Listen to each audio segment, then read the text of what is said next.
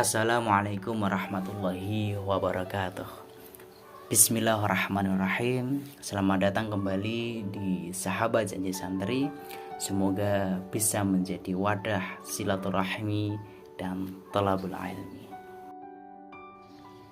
Berpisah dengan sahabat yang dicintai. Manusia akan merasa lemah apabila ia sendirian. Sebaliknya, ia akan merasa kuat apabila bergabung dengan sesamanya.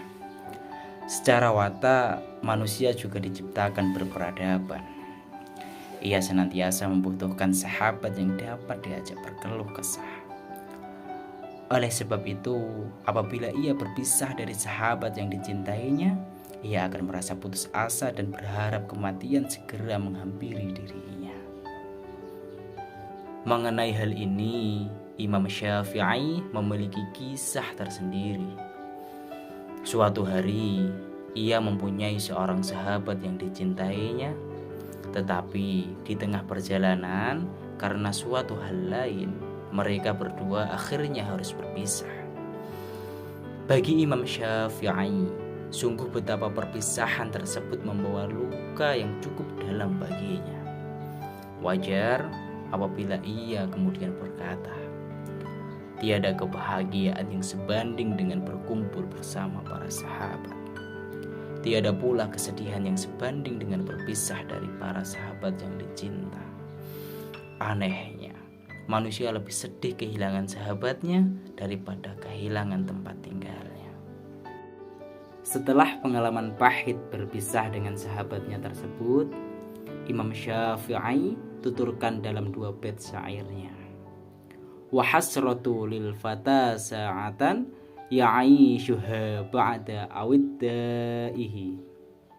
Umrul fata law kana fi kaffihi rama bihi ba'da ahibbaihi. Betapa malangnya seorang pemuda saat ia hidup setelah para pecinta. Umur seorang pemuda jika saja ada di genggamannya, maka akan ia buang setelah kekasihnya. Tentang buruknya prasangka.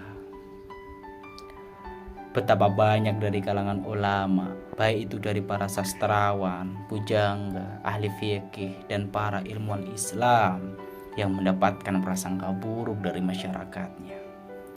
Dalam bait-bait berikut ini, tampak sekali betapa aduan kesedihan dan prasangka buruk sudah tumpang tindih menjadi satu. Seolah sudah tidak bisa dibedakan mana yang disebut emas dan mana yang disebut perak. Wahai orang-orang bijaksana di mata masyarakat, sadarlah, apakah sama antara kepala dan ekor? Ketahuilah, sesungguhnya manusia pada dasarnya memiliki budi pekerti yang baik. Namun Allah Subhanahu wa Ta'ala telah mentakdirkan di antara mereka itu untuk memiliki keunggulan dibandingkan dengan yang lain. Apakah sama antara orang yang mengerti, orang yang berilmu, dengan orang yang tidak mengerti alias orang bodoh? Oleh sebab itu, mari kita merenungkan ungkapan Imam Syafi'i mengenai fenomena ini. Aku terlempar dalam barisan orang-orang dungu yang tidak tahu hak-hak sastrawan sampai kepala pun ditukar menjadi ekor. Manusia dapat disatukan dalam suatu kesamaan, padahal mereka berbeda dalam akal, intelektualitas, sastra, dan pangkat. Tak ubahnya seperti emas dan tembaga yang dikumpulkan, karena sama-sama berwarna kuning, padahal emas yang lebih unggul. Kayu-kayu cendana apabila tidak semerbak baunya, maka orang tidak dapat membedakan mana kayu cendana dan mana kayu bakar.